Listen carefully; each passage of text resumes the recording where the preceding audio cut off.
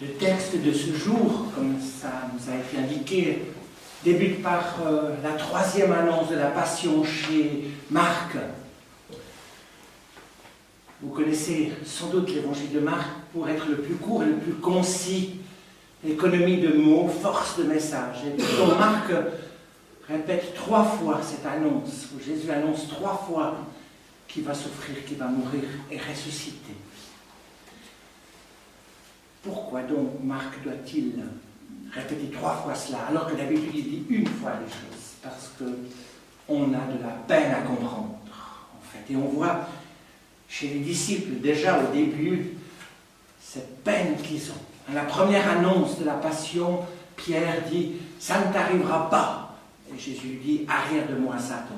C'est violent comme réponse. La deuxième annonce de la Passion, il se bagarre pour savoir qui sera le plus grand dans le royaume.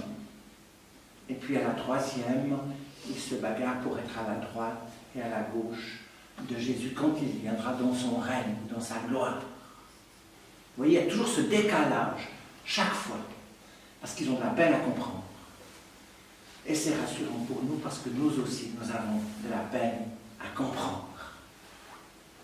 C'est pourquoi Jésus prend un soin tout particulier, après ces annonces, d'apporter un enseignement particulier. Et aujourd'hui, ce sera sur la question du pouvoir. Les 2 dimanches d'avant, c'était sur la question du mariage et sur la question de l'argent. Je dis juste ça comme ça en passant, on y reviendra peut-être. Rejoignons les disciples sur les chemins qui les conduisent à Jérusalem. Ils étaient en chemin, dit le texte. Et c'est chaque fois presque dans l'évangile que nous voyons que ces gens bougent, que ces gens sont en chemin. Et c'est la caractéristique du chrétien, c'est d'être en chemin. Si on est arrêté, on est en mauvaise posture. Et c'est un chemin de pèlerinage. Ils montaient à Jérusalem. C'est l'expression pour dire on pèlerine. C'est-à-dire qu'on se déplace dans un esprit spirituel pour nourrir sa foi. Jésus marchait devant eux. Et on peut avoir cette image qui est nourrie par les films qu'on a pu voir de ce Jésus qui avance devant, qui sait, lui, où il va, et qui permet que ceux qui marchent en montant derrière lui aussi soient quelque part en sécurité. Et pourtant, le texte nous dit qu'ils étaient effrayés, et ceux qui les suivaient avaient peur. Effrayés, peur. Alors on ne sait pas pourquoi, on va le savoir juste à la suite, mais c'est rassurant pour nous, car nous aussi, quelquefois, nous sommes effrayés et nous avons peur. Alors Jésus prend les 12 avec lui, son cercle restreint, son état-major, et il leur dit aux 12 ce qui va arriver. Et Jésus dit cette phrase qu'on connaît bien, « Voici que nous montons à Jérusalem, le Fils de l'homme sera livré au grand prêtre, au sacrificateur. Ils le condamneront à mort, ils le livreront aux païens, ils se moqueront de lui, ils cracheront sur lui, le flagelleront, le tueront, et 3 jours après, il ressuscitera. » Quelle violence, toute la passion est résumée dans ce verset. Et bien sûr qu'il y avait une annonce, mais ces textes ont été évidemment écrits après. On inversait la totalité de ce mystère de la mort et de la résurrection du Christ qui est annoncé là et qui forcément fait un peu peur et effraie les disciples. Il y a de quoi. Ils attendent un Messie qui les sauve, qui rétablisse Israël, etc. Ils ont cette vision-là, vision humaine du pouvoir. Et c'est à ce moment-là qu'intervient la demande de Jacques et de Jean. Jacques et Jean, les fils de Zébédée, vous le savez aussi, ce sont avec Pierre les 3 principaux, les tout rapprochés de Jésus. Et voilà qu'en s'approchant de Jésus, ils sont dans cet état de crainte, ils sont en marche, ils ont envie que ça se passe, que quand il sera à Jérusalem, ils prennent sa place. C'est ça pour eux, la gloire humaine. Ils s'approchent de Jésus et le mettent dans une situation difficile. Savez-vous, vous l'avez peut-être fait quand on est avec quelqu'un qu'on apprécie infiniment, on a quelquefois envie de lui dire « Écoute, je vais te demander quelque chose, mais j'aimerais d'abord que tu sois d'accord. » Vous connaissez ça? C'est un petit test. suivant la demande évidemment, mais suivant la demande, ça peut poser problème. Donc Jésus se trouve un peu pris dans ce chantage affectif. Si tu nous aimes, hein, tu vas. Bon.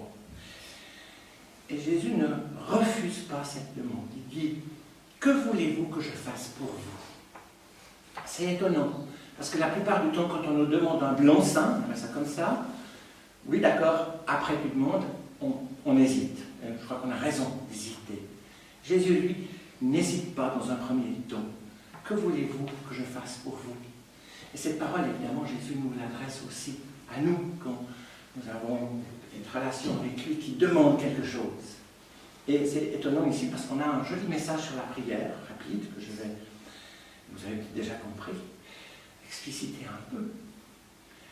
Il demande, accorde-nous de siéger dans ta gloire, l'un à ta droite, l'autre à ta gauche. C'est vraiment extrême, une demande extrême. Vous imaginez dans la vision de la résurrection qu'ils avaient à l'époque. Une vie après la vie, un peu comme on a maintenant, mais pas forcément comme ça s'est passé. Encore, on ne sait pas comment ça s'est passé. Et Jésus leur fait cette réponse violente. C'était pas un temps, il avait aussi des moments. Vous ne savez pas ce que vous demandez. Ça, c'est très fort. Si quelqu'un dit ça à quelqu'un d'autre, il faut qu'il se range. Hein. Putain, ça y va. C'est pas seulement gentil, joli. Vous ne savez pas ce que vous demandez. Alors peut-être êtes-vous de ceux qui disent, mais alors, pourquoi Jésus dit-il, tout ce que vous demanderez en mon nom, je vous l'accorderai? Eh bien, la réponse est justement, en mon nom. Quelle est la différence? Est-ce que s'ils étaient en son nom, ils auraient demandé ça? Est-ce que s'ils étaient dans cette optique du royaume, ils auraient posé cette question? En tout cas pas. Peut-être Jésus aurait pu leur dire, sur la croix, un à droite et l'autre à gauche, par exemple, non? Dans sa gloire. Chez Paul, chez Jean, la croix et la résurrection sont la gloire du Christ. Évidemment que non. Pas dit kamikaze. Jésus leur dit, pouvez-vous boire la coupe que je vais boire, pour être baptisé du baptême dont je vais être baptisé? Vous le savez aussi, sans doute, ce sont des répétitions, mais boire la coupe, c'est une manière de dire souffrir fortement, boire la coupe jusqu'à la lire, jusqu'à ce qu'on mange l'épée, on boive l'épée qui est au fond, jusqu'au bout. Cette parole que le Christ a prononcée à Gethsémane, que cette coupe passe loin de moi. Ou ces coupes qui sont dans l'Apocalypse, qui expriment les tribulations, les persécutions, pouvez-vous boire de cette coupe? Évidemment qu'il se passe quelque chose à l'intérieur des disciples qui sont là, mais ils sont encore galvanisés. Et quand Jésus leur dit, pouvez-vous être baptisés du baptême?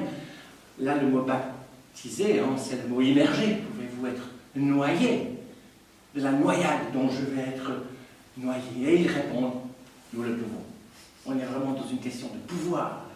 Ils sont chauffés à blanc. Hein, ils partent comme en 40, on pourrait dire comme ça.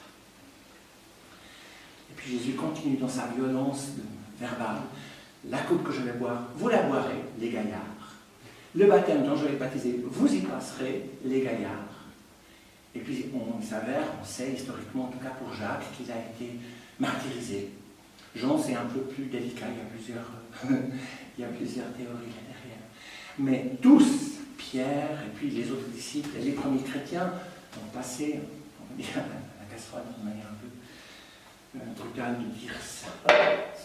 Et puis Jésus dit après, si il y a d'être à droite et à ma gauche, ça ne dépend pas de nous finalement. On verra bien, je dirais comme ça. Et voilà que les 10 autres, parce que l'histoire n'est pas finie, qui avaient entendu, se mettent à s'indigner contre Jacques et Jean.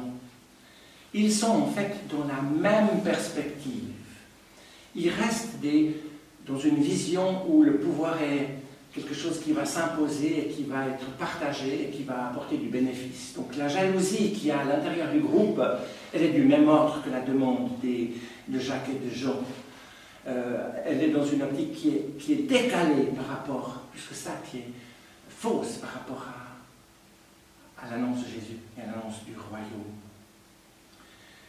Jésus qui sait les choses, qui les entend, qui les appelle et leur dit, vous le savez qu'on regarde comme les chefs des nations ceux qui tiennent leur pouvoir et les grands sous leur domination. Il n'en est pas ainsi parmi vous. Et voilà qu'il montre de manière générale que toute la manière dont le monde est organisé la société, tout ça est rejeté du point de vue du royaume et du point de vue de Jésus. C'est une autre manière de faire. Jésus ne propose pas la révolution qui changerait un chef par un autre, un pouvoir par un autre, souvent encore plus délicat. Non, il change la manière même d'exercer le pouvoir. Au contraire, dit-il, si quelqu'un veut être grand parmi vous, qu'il soit votre serviteur. Si quelqu'un veut être le premier parmi vous, qu'il soit l'esclave de tous. On voit donc un renversement de la pyramide. Et on sait que l'optique de l'autorité dans le royaume, c'est une pyramide inversée, dont le chef est le serviteur, puis le petit tout en haut. C'est une prémisse d'une forme de démocratie d'ailleurs, et je pense que les protestants au XVIe siècle avaient bien compris ça. Il y a dans le royaume une autre manière d'exercer l'autorité que celle des seigneurs, que celle des élites du temps. Et Jésus finit par ce verset qu'on connaît bien. Le Fils de l'homme est venu non pour être servi, mais pour servir et donner sa vie en rançon pour la multitude. Tout ça, tout ce passage, dans l'imaginaire intérieur, mondain, basé sur des valeurs communes, est transformé par Jésus, comme une invitation à une autre manière de vivre. Et c'est évidemment extrêmement important, parce que dans le pouvoir réside à peu près la totalité des problèmes humains. Je disais au début, dans l'évangile de Marc, juste avant, on parle du mariage et on parle de l'argent. L'amour, l'argent, le pouvoir, ce sont ça ce qui nous meut. Qu'on le veuille ou non, et dans notre société en tout cas, même si on n'est pas d'accord. Cette manière, évidemment, d'exercer l'autorité doit déboucher dans la manière dont la communauté chrétienne s'organise, dont l'Église s'organise. Puis là aussi, on voit, hélas, aussi bien du côté de Rome que du côté de Genève, voire de Lausanne, des prises de position qui ressemblent plus à celles de l'humain qu'à celles du chrétien. Pourquoi donc ne parvenons-nous pas à vivre comme ça? Quel est le blocage? Bon, le texte nous en donne deux pistes. Le premier blocage, c'est que nous avons de la peine à comprendre cette histoire. Nous avons de la peine à comprendre que Dieu s'abaisse, descend, meurt à notre place pour que nous puissions vivre. Dans l'imaginaire humain, un Dieu doit rester au ciel, doit être puissant, doit réussir ses trucs. Sinon, on a de la peine à comprendre. Et même quand on fait des efforts, on y arrive à certains moments. Ça nous est donné, ça ne dure pas. Dès qu'il y a une petite déstabilisation, on repart dans nos anciens schémas. On reprend le pouvoir, on reprend la maîtrise, on reprend le contrôle, on reprend tout ce qui voudrait faire qu'on soit les chefs. Et la deuxième, elle est aussi indiquée par notre texte, c'est qu'on a peur. Et il faut bien voir que la recherche du pouvoir, elle est généralement enracinée dans une peur profonde, un manque de confiance en soi. Il faut pouvoir se reposer sur les violences, parce qu'au fond de soi, on n'en a pas, on n'a pas cette présence. La peur est une mauvaise conseillère, comme on dit, c'est plus que ça. La peur, c'est celle du manque qui est derrière la recherche du pouvoir. C'est d'assurer son avenir, c'est de ne pas être inquiété.